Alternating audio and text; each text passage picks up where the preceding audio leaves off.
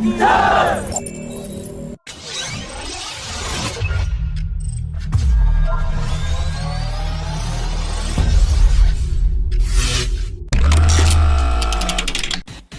Indian Defence Minister had a telephonic discussion with his Japanese counterpart on their commitment to take forward the initiatives of bilateral security cooperation under the framework of the India-Japan Special Strategic and Global Partnership, and after the successful joint exercise between the two armies in 2019, the two countries have agreed to start coordination for conducting their first ever joint air exercise in Japan, which holds strong multiple strategic signals for the Indo-Pacific region.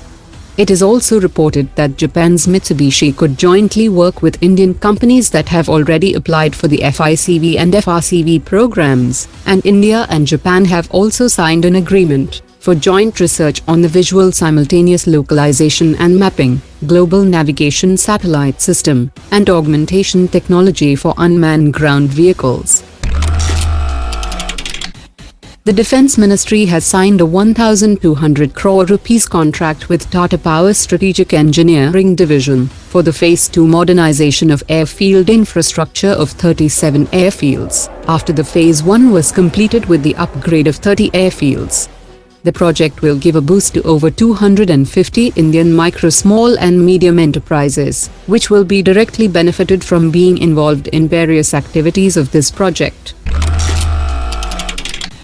According to latest media reports, the Indian Army has lost confidence in most of the types of ammunition being manufactured by the Ordnance factory, and there is still no improvement in the quality, even after repeated concerns were raised by the Army in 2019.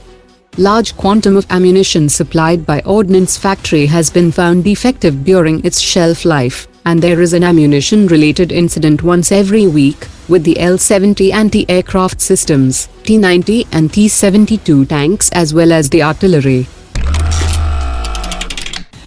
The DRDO and other state-owned public sector companies have been asked by the Ministry of Defence to prepare a list of projects that can be shared with the private sector companies, including the development of mini and nano combat unmanned aerial vehicles, as the Ministry of Defence is looking to procure these drones which can be used in counter operations. The Israeli firm Elbit Systems has announced the development of a rescue capability for the maritime patrol variant of its Hermes-900 medium-altitude long-endurance unmanned aerial vehicle.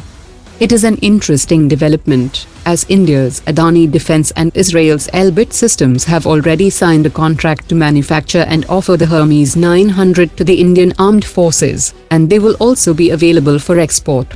The Hermes-900 Maritime Patrol now has the ability to carry and drop 6 life rafts for long-range search and rescue operations.